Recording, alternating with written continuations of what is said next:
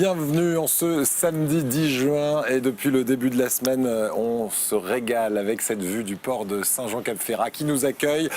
Nous sommes à la Voile d'Or, cet établissement mythique qui nous a accueillis depuis lundi et on est là jusqu'à dimanche inclus avec nos invités. Et aujourd'hui, c'est une invitée qui va nous faire prendre le large puisqu'elle représente l'association SOS Grand Bleu. Elle est sur notre plateau, elle s'appelle Muriel Auriol. Bonjour Muriel. Bonjour Eric. Et alors très investie dans l'association parce que Muriel, vous êtes à l'intérieur d'SOS Grand Bleu depuis l'âge de 16 ans, c'est ça?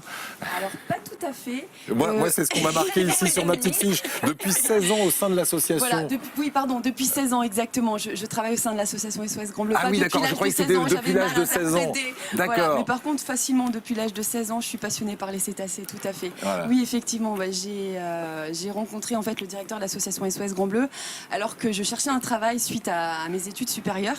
Et c'est vrai que depuis un grand moment, j'étais passionnée par les cétacés qui peuplent le bassin méditerranéen. Ouais. Et voilà, donc une place était grande ouverte au sein de l'association et ça fait déjà 16 ans que j'y suis. Voilà. Et mais il y a pour 16 le plus ans, grand vous n'aviez bonheur. pas 16 ans, vous y aviez quoi? Oh, j'avais une bonne vingtaine d'années. Ouais, voilà. Non, il y a 16 ans, elle avait 16 ans. Elle est jeune. Exactement.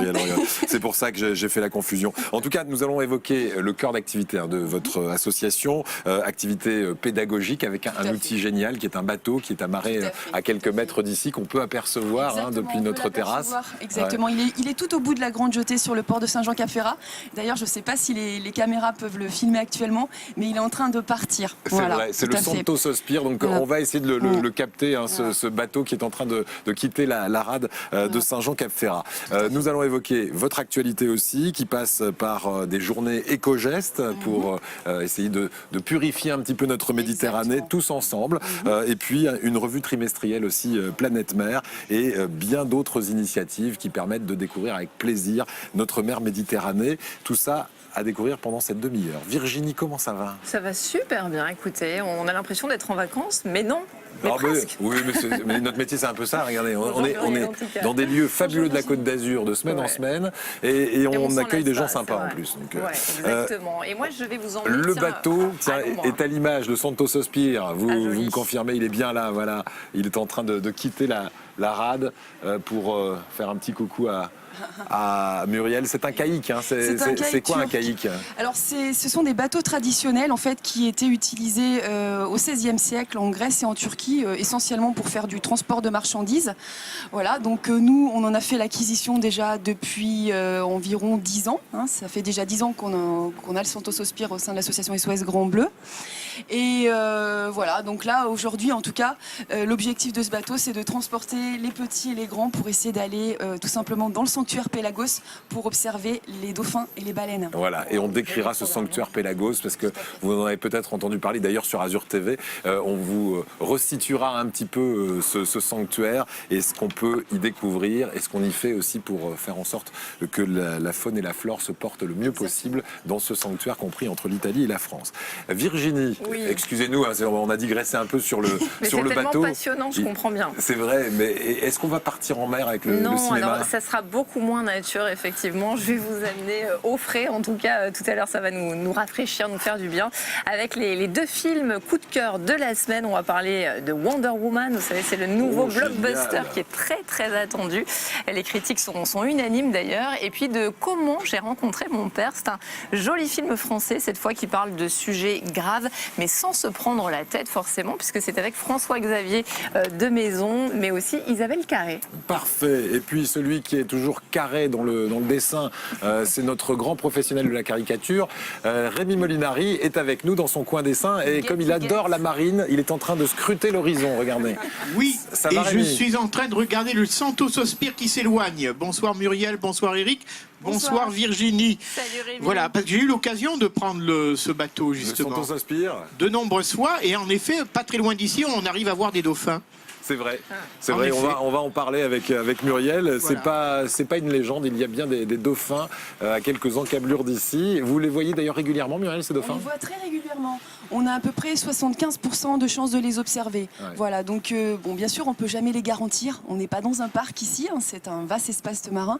Mais c'est vrai, du fait qu'on ait justement mis en œuvre ce sanctuaire, c'est aussi une des raisons pour laquelle il y a des cétacés, parce que la plupart des cétacés, et particulièrement des baleines, qui viennent viennent ici dans la partie nord-occidentale de la Méditerranée, viennent se nourrir, principalement en été.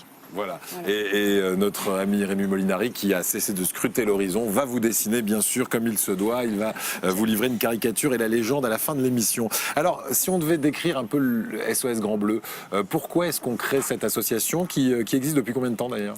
Alors, en 2017, SOS Grand Bleu va fêter ses 27 ans. Voilà, SOS Grand Bleu, en fait, elle est née au tout départ, donc à la fin des années 80, plus particulièrement, exactement en 1990. Au tout départ, c'était tout simplement un constat. Sur les plages ici de Saint-Jean-Cap-Ferrat et d'ailleurs, on retrouvait échoués morts des dauphins, particulièrement des dauphins bleus et blancs, qui est l'espèce la plus fréquemment observée. Et sur ces corps de dauphins, il y avait en fait des traces de filets. C'était l'époque où on utilisait massivement les filets maillants dérivants. Et c'est comme ça tout simplement que l'association est née et a mis en œuvre un grand combat en partenariat avec d'autres associations pour faire interdire cette méthode de pêche non sélective. Voilà, et ça c'est une des missions de SOS Grand Bleu. L'autre mission, c'est... on protège ce qu'on connaît et ce qu'on aime. C'est donc la pédagogie vers les plus jeunes et les adultes aussi. Exactement, voilà. Surtout vers les plus jeunes, surtout vers les enfants dans le cadre scolaire, mais aussi vers les adultes. Alors vers les enfants, c'est ce qu'on fait là au quotidien, surtout là en cette période du mois de juin. On accueille beaucoup d'enfants des écoles qui viennent plutôt passer une demi-journée à bord du Santo Sospir. Donc ce sont des classes de mer. Là, ils partent soit de 9h à midi, soit de 14h à 17h. C'est le cas là de ce bateau qui part à l'instant. Exactement. Là, et voilà, donc c'est une petite vingtaine d'enfants qui va partir jusqu'à à peu près 6000 nautiques, environ 12 km des côtes. C'est, bon, on va dire un peu plus rare d'observer les cétacés parce qu'on reste quand même un peu trop proche des côtes, mais ça arrive quand même. La semaine dernière, on était sur le port de Nice et à quelques encablures du port de Nice, on a observé une quinzaine de dauphins bleus et blancs qui sont venus jouer à l'étrave du bateau pour le plus grand bonheur des enfants. C'était exceptionnel. Ça arrive souvent. Ça arrive vraiment. Quand même assez fréquemment, mais peut-être pas si proche des côtes. Ouais. Plutôt en hiver et au printemps qu'en été. Ils s'éloignent un peu des côtes l'été. Les dauphins, en tout cas en ce qui concerne les dauphins, ils sont présents toute l'année ici, proche du littoral ou un peu plus loin. Donc c'est des dauphins qui bougent beaucoup, mais ils sont assez fréquemment observés tout au long de l'année. Après, c'est plus pour les gros cétacés tels les baleines qui sembleraient plus fréquenter nos eaux en été. Voilà, pour se nourrir de krill, de toutes petites crevettes. C'est ça. Voilà. Ça fait partie du plancton, le krill. Exactement, ça fait partie du zooplancton, tout à fait. Quand on va monter sur ce bateau, c'est pour apprendre la mer, mais parfois, comme on est dans les anecdotes, il sert aussi pour des tournages de films. On va parler cinéma dans un instant, Virginie. Vous le louez aussi pour des tournages de films régulièrement ? Ça m'est déjà arrivé. Ça permet de faire rentrer de l'argent dans les caisses de l'association aussi. Pour des tournages de films. Oui, effectivement. Quel type de film, par exemple ? Un petit peu moins maintenant. Alors, comme ça, je pourrais pas vous dire. J'étais pas forcément peut-être déjà à la sein de l'association SOS Grand Bleu quand ça s'est produit. Mais en tout cas, des fois, pour des défilés de mode aussi. On a loué le Santo Sospir. Voilà, c'est arrivé. Voilà. Tout à fait. Voilà, mais ça, c'est anecdotique, mais ça permet de faire vivre aussi cette association. Parce que qui fait vivre cette association ? Alors, qui fait vivre cette association ? Bien sûr, tous les adhérents de l'association. On a plus de 1000 adhérents, entre ceux qui montent sur le bateau et ceux qui viennent participer aux sorties thématiques. Après, bien entendu, on remercie grandement la commune de Saint-Jean-Cap-Ferrat qui contribue vraiment, en fait, tout simplement à la survie aussi de l'association, parce que c'est vrai que c'est difficile pour les associations. Les budgets sont de moins en moins importants. Donc, le conseil général aussi, le conseil départemental des Alpes-Maritimes nous aide. Voilà, et puis, bien sûr, après, des privés, tout simplement, des gens qui sont passionnés, qui s'intéressent en fait au milieu marin. D'accord. Dans un instant, on va plonger dans ce qu'on appelle le sanctuaire Pélagos. On redéfinira cette zone où bien, on fait en sorte que les dauphins, justement, évoluent et toutes les autres espèces, qu'elles soient animales ou des plantes, par exemple, parce qu'il y a aussi beaucoup de flore marine qu'on protège dans ce sanctuaire. On verra ce qu'on y fait avec vos élèves aussi dans un instant. Mais juste avant, on va aller plonger, parce que ça va nous rafraîchir en plus, Virginie, dans le sanctuaire Pélagos. Qu'est-ce qu'on considère comme étant le sanctuaire Pélagos ? Qu'est-ce que c'est ? Alors, le sanctuaire Pélagos, c'est un très vaste espace marin dans lequel forcément Saint-Jean-Cap-Ferrat fait partie, qui concerne 87 500 km² d'espace marin. Ça En fait, c'est un accord entre la France, Monaco et l'Italie qui a été signé en 1999 et ratifié en 2002. Ça fait déjà 15 ans que ce sanctuaire existe. Le but, tout simplement, c'est que les 3 États se sont engagés à protéger les dauphins, les baleines des activités humaines. Car bien sûr, entre Corse et continent et même au-delà, il y a beaucoup de menaces qui pèsent sur eux. Voilà. Ce sanctuaire Pélagos, il sert à la fois à être un sanctuaire, donc à protéger. Ça veut dire que pas de pêche, évidemment. Alors, où on a le droit d'y pêcher. Exactement, c'est pas si simple que ça et quelque part on n'aurait peut-être pas dû l'appeler sanctuaire. Parce que dans un sanctuaire normalement on ne pêche pas. Normalement, exactement, on n'a pas le droit de prélever, donc tout est interdit. Alors là, on va dire que c'est plus dans une logique de développement durable. On n'a rien interdit, mais par contre on travaille avec les utilisateurs de la mer, avec les pêcheurs, avec les compagnies maritimes pour essayer de faire en sorte à ce que leurs activités aient un peu moins d'impact sur les cétacés. Ouais. Voilà, on n'a rien interdit, donc voilà. C'est pas évident. Voilà, ça se met en place tout doucement parce que ça concerne quand même 3 États. Donc les choses se mettent en place. Les impacts négatifs aujourd'hui, c'est quoi, Muriel? Alors les principaux impacts sont par exemple avec le trafic maritime qui est très important forcément ici dans notre Méditerranée, trafic de passagers mais aussi transport de marchandises et chaque année on compte approximativement 10 baleines qui se font heurter par un gros bateau. Donc c'est énorme parce qu'il faut savoir que la population de rorqual commun ici en Méditerranée, elle est entre 1000 à 3000 individus. Donc c'est réellement quelque chose à prendre en considération. Et il y a des associations avec lesquelles on travaille, scientifiques, qui justement ont essayé de mettre en place des solutions. Par exemple, il y a un logiciel qui s'appelle REPSET, qui maintenant est obligatoire, c'est-à-dire que les capitaines des bateaux de plus de 24 mètres, bateaux en pavillon français, sont obligés de l'avoir à bord. Alors à chaque fois que le bateau observe un gros cétacé, un cachalot ou un rorqual commun, il note la position GPS sur son logiciel et tout simplement cette position est envoyée directement à d'autres bateaux équipés du même logiciel pour que ces bateaux, si jamais ils se dirigent vers l'endroit, la zone où a déjà été observé le gros cétacé, ils fassent plus attention. Voilà, tout simplement, ils soient plus vigilants. C'est payant. Est-ce qu'on a Alors oui, c'est payant. Relevé des chiffres d'accidents qui sont en régression par Alors exemple. c'est un peu trop récent. L'obligation d'être équipé de ce logiciel date de février 2017. Ah oui, voilà. donc oui, pour et l'instant, jusqu'à présent, il n'y avait que entre 10 et 15 bateaux qui étaient équipés. Donc trop peu pour que le système fonctionne. Okay. Voilà. Donc ça, c'est une des actions. Voilà, et c'est ça qui est bien avec SOS Grand Bleu, c'est qu'on n'est pas uniquement dans le je dénonce les problèmes, mais c'est aussi dans le je cherche des solutions, et des solutions comme celle-ci, vous en trouvez. Et dans un instant, on verra une autre solution très simple, tout à fait mécanique. C'est ce qu'on appelle la journée éco-geste. Ça va se dérouler au mois de juillet et au mois d'août. Ces journées, il y en aura plusieurs. Et on verra avec nos téléspectateurs comment on peut venir vous prêter main forte. En plus, dans, j'ai l'impression, la joie et la bonne humeur. Exactement, oui, non, ça se pratique dans la joie et la bonne humeur. Et surtout, c'est pas des journées où on est là, justement, on est là pour sensibiliser. Ouais. On est là pour apporter des informations aux plaisanciers et non pour leur dire ce qu'ils ont à faire. Voilà, ils s'engagent ou ils s'engagent pas. Voilà, on fait pas la morale, tout simplement. Ok, on verra dans le détail dans un instant. Alors justement, pour lutter contre les méchants pollueurs, il y a chez vous des journées éco-gestes régulières. Alors ça se passe avec les membres de l'association ou Alors qui pas tout à participe? fait. Alors déjà, la campagne éco-geste, ce qu'il faut savoir, c'est qu'elle existe depuis 2002. On n'est pas à l'origine de cette campagne. En fait, on est plusieurs structures. On est une quinzaine de structures sur tout le pourtour méditerranéen, entre Menton et Marseille, voire même cette année, ça va être au-delà, au niveau de la région Occitanie. Et donc ces associations se mobilisent et mobilisent leur personnel, voilà, parce qu'il faut quand même une petite formation pour effectuer ce type de sensibilisation. Et puis il faut surtout avoir des moyens, c'est-à-dire qu'au moins avoir un kayak ou un bateau. Donc SOS Grand Bleu, on a plutôt privilégié les moyens plus doux, respectueux de l'environnement, sans moteur. Donc des kayak, voilà, des kayaks, tout simplement. Voilà, on part à 2 ou à 3, voire seul parfois. Et on va tout simplement aborder donc les plaisanciers qui commencent à être nombreux en cette période de l'année. On est au mois de juin, donc forcément il fait beau, il fait chaud et les plaisanciers aiment profiter de cet endroit paradisiaque, faut le dire. Est-ce qu'ils sont de mieux en mieux éduqués, ces plaisanciers, oui, tout à force fait. de venir leur répéter les éco-gestes justement? Complètement. Non, on a quand même en face de nous des personnes qui aiment la mer.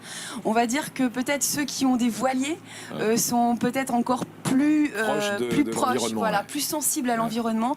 Mais même les bateaux à moteur, les yachts sont aussi quand même devenus très très sensibles à cette problématique-là et se rendent compte que c'est très important. Je veux dire, s'ils veulent continuer à profiter de ce milieu pendant encore de très longues années. Quels sont les mauvais gestes qu'on voyait il y a encore 10-15 ans et qui tendent vraiment à disparaître? Alors, je pense que les mauvais gestes qu'il y avait encore il y a 10-15 ans, c'est tout simplement qu'il y avait encore certains plaisanciers qui jetaient certains déchets, voilà, comme du plastique, par-dessus bord. Bon, des fois, ça peut être aussi accidentel, bien sûr, avec le vent. Et puis aussi, je pense que maintenant, les bateaux sont de plus en plus modernes, sont équipés aussi de tri sélectif, cuves, ouais. voilà, de tri sélectif, mais aussi de cuves à eau noire et à eau grise. Et ça, c'est très important parce que parfois, on a aussi des rejets d'égouts directement de la part des bateaux. Et puis aussi, on les sensibilise tout simplement par rapport au mouillage, c'est-à-dire que la plupart des bateaux, bien sûr, doivent déposer l'ancre au fond de la mer.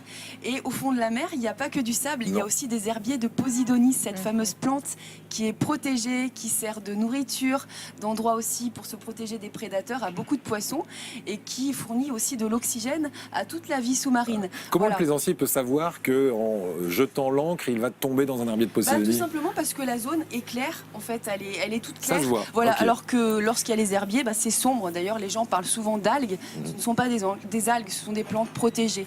Voilà, donc il faut préserver. De plus en plus maintenant sur les C'est vrai plages. que voilà, on en voit beaucoup sur les plages. En fait, ce que l'on voit sur les plages, ce sont les feuilles mortes des herbiers de Posidonie, que la plupart du temps, on souhaite enlever parce que forcément, des fois, c'est un petit peu odorant. Ouais. Ça colle aux pieds, etc. Ça colle aux pieds, Ouais. alors qu'en fait, c'est tout naturel et ça protège la plage de l'érosion. Donc c'est important de les laisser. C'est important, je pense qu'il y a de plus en plus de communes qui sont sensibles et qui les laissent une partie jusqu'en début, c'est ça, début exactement. juin et qui ensuite après les laissent, relaisse le cycle revenir. naturel, Ouais, voilà. c'est Et ça, c'est une bonne chose. Voilà, Ok, voilà, simplement. sachez-le, ces herbes qui collent un peu aux pieds, il faudrait qu'elles soient là un peu plus souvent sur les plages aussi.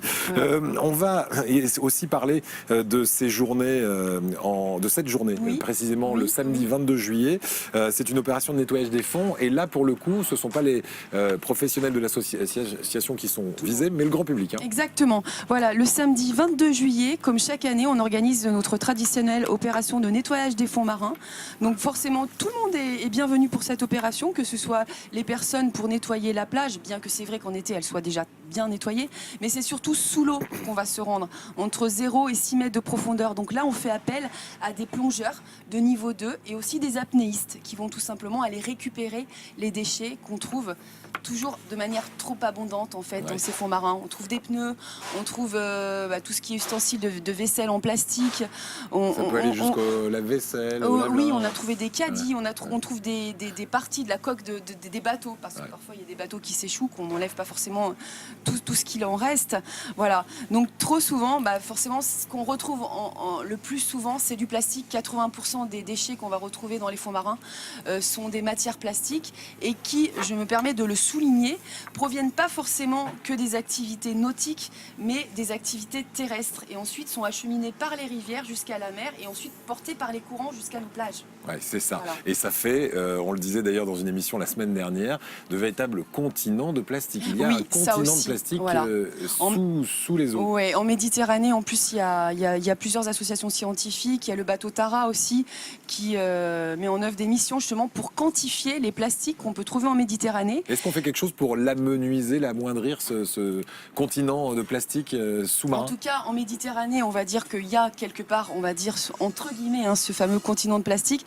Je pense que ce qu'on fait, c'est ce qu'on doit faire chacun, en fait, chaque citoyen, c'est ne plus jeter, trier ses déchets, vraiment, chaque geste compte. Et ramasser quand on peut le faire. Et ramasser quand on peut le faire. Je le disais encore avec des enfants là qu'on a reçus il n'y a pas longtemps.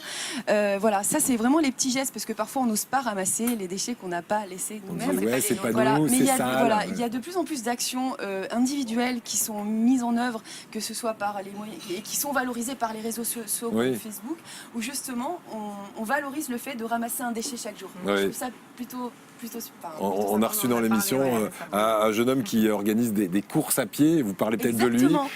Il est à Menton. Exactement. Et c'est vrai que la course, chaque jogging, c'est je ramasse un déchet chacun de mes joggings. Exactement. Et c'est vrai que ça a été même relayé par le papa de Facebook, Ouais, le créateur de Facebook, exactement. Et c'est ce qu'on Zuckerberg. essaie de mettre en avant auprès des enfants qu'on accueille à SOS Grand Bleu. Dernière chose, et là on va aller faire une balade sous-marine, c'est ce sentier sous-marin de l'Anse des Fossettes, voué à la découverte de la flore et de la faune. Vous y allez aussi avec vos élèves, mais est-ce qu'on peut y aller à titre personnel? Alors, on peut y aller, c'est vrai, dans le cadre scolaire, comme on peut le faire avec les enfants, mais en fait, ce que je tiens à préciser, c'est que ce sentier sous-marin, justement, non, il est dédié aux familles, aux individuels, tout simplement parce qu'on n'a pas besoin d'être guidé par un professionnel.